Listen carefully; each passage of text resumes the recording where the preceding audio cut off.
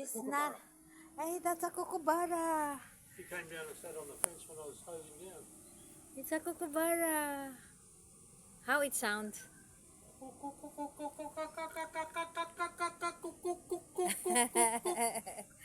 Is that him? Oh, kookaburra. Kok. Oh, that's the loudest bird.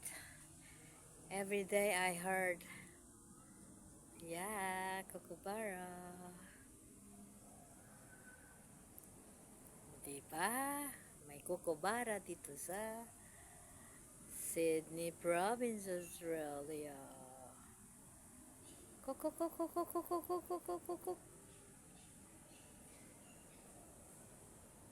Nagre-response yung tail niya. Pero parang antibay ng ano niya, ng tuka. Samantalang sa atin, 'di ba, Maya bird. Oh, ha? Ito na yata ang pinakamaliit na bird dito eh. Ayan, oh. Tapos kanina, merong black and white na ang laki. Tatlong laki sa kanya na bird, ha? Ano kaya yun? Aba, ayaw niya pang umalis. Oh, nature bird. What a lovely nature bird.